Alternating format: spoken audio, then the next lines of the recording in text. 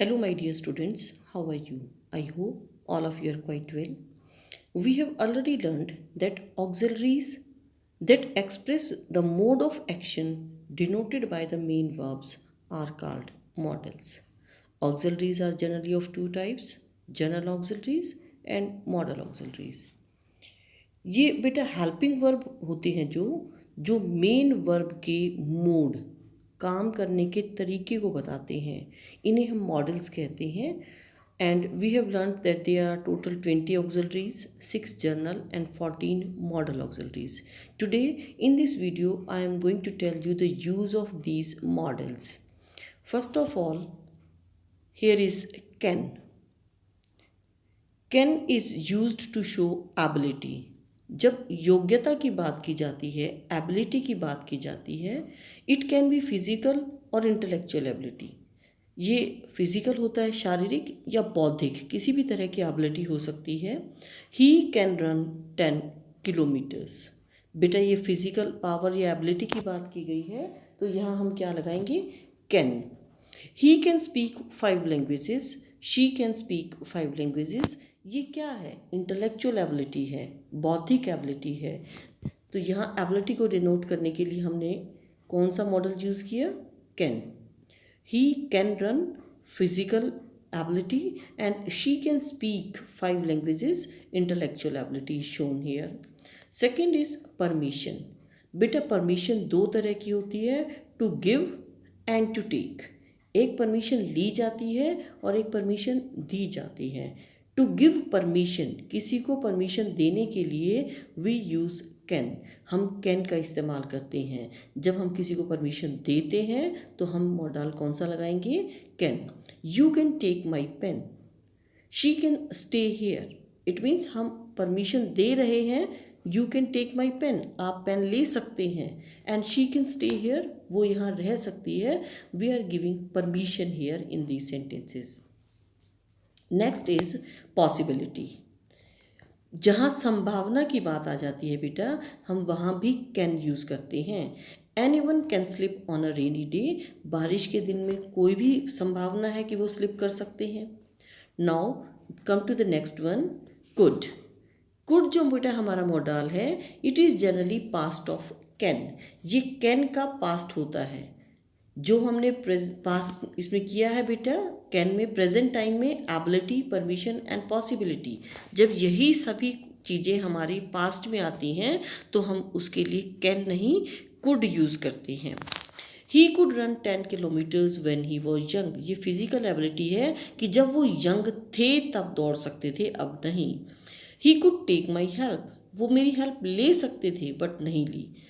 If he had money he could buy a car. अगर उनके पास पैसे होते तो वो कार खरीद सकते थे.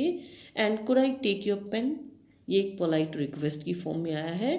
तो generally we will always remember, हमेशा याद रखेंगे कि जो कैन हमारा जो प्रेजेंट में आता है, if the same conditions are in past time then we use could.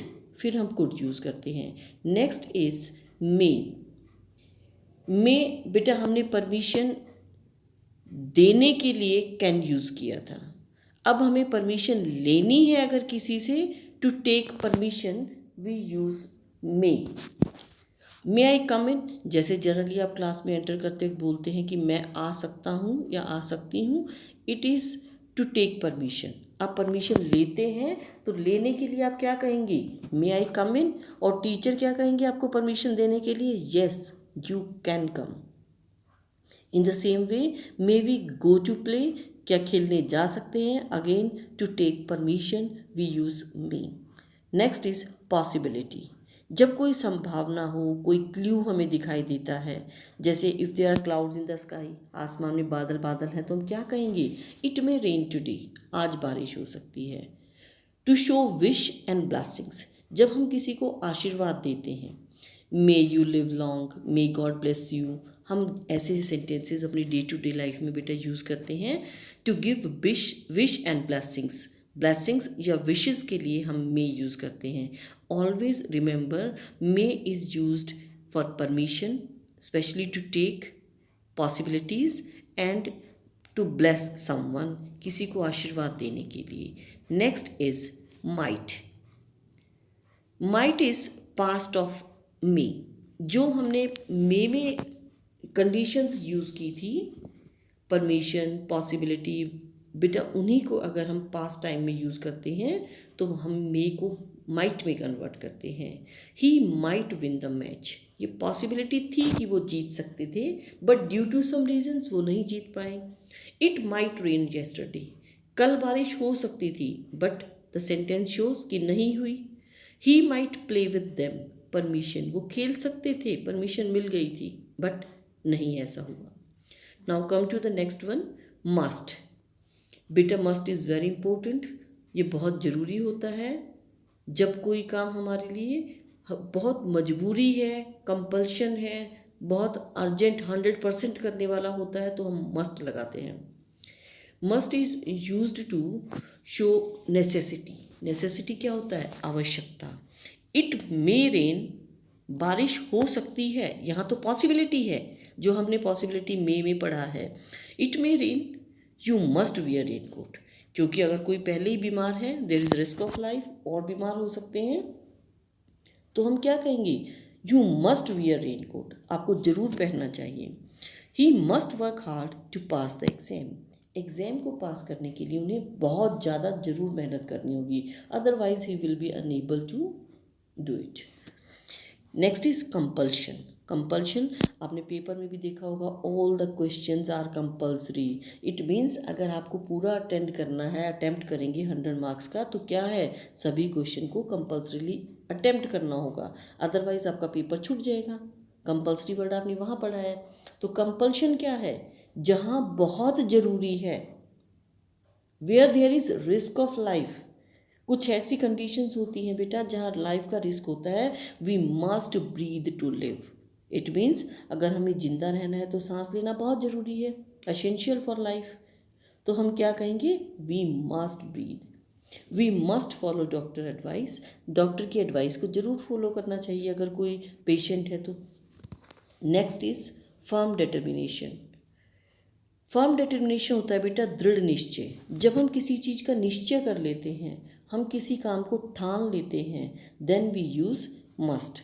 He must be 60 now, ये हमारा डिटर्मिनेशन है कि हाँ वो 60 की 100% हो गई होगी, मोर देन 60 ईयर्स की होंगी।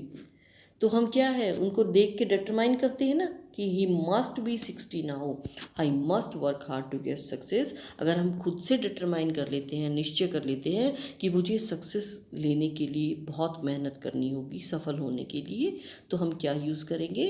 Must. Come to the next one, must not. वहाँ मस्ट में हमने क्या किया था? जो काम बहुत ज़रूरी है, 100% है, वो मस्ट में है। और जो हमें 100% नहीं करनी, बिल्कुल भी नहीं करनी, वहाँ आएगा बेटा मस्ट नॉट। ये प्रोहिबिशन को शो करता है। What is prohibition? क्या होता है प्रोहिबिशन? स्ट्रिक्टली मना करना। जब हम किसी काम को सख्ती से मना करते हैं तो क्या होता है? वो प्रोहिबिशन। जैसे आपने देखा होगा जो डेंजर एरिया होते हैं, डेंजर जोन होता है, वहाँ लिखा होता है प्रोहिबिटेड एरिया, यानी कि वहाँ जाना स्ट्रिक्टली मना है। You must not touch electric wires. अब बेटा देखो, कई बार ओपन इलेक्ट्रिक वायर्स होती हैं, तो उस कंडीशन में क्या कहेंगे हम? Must not touch. क्यों? अगर टच किया तो क्या है? There is risk of life. You must not play with fire, कभी भी आग से नहीं खेलना चाहिए, it is again prohibited. Next is need not. In this model there is lack of necessity. अभी हमने ऊपर क्या पढ़ा था? जहाँ नेसेसिटी होती है, ज़रूरत होती है, तो हम मस्ट लगाते हैं। लेकिन जब किसी चीज़ की आवश्यकता ना हो, नेसेसिटी ना हो, then we use need not. You need not go there, वहाँ आपकी कोई रिक्वायरमेंट नहीं है, जाने की कोई आवश्यकता नहीं है, तो हम क्या लगाएंगे? Need not. She need not take this medicine any more, अब वो ठीक हो गई है, तो अब उनको इस मेडिसिन की और रिक्वायरमेंट नहीं है। I hope all of you have understood these models, and tomorrow in this next video we will continue it and do all the 14 models. Now thank you, have a nice day ahead.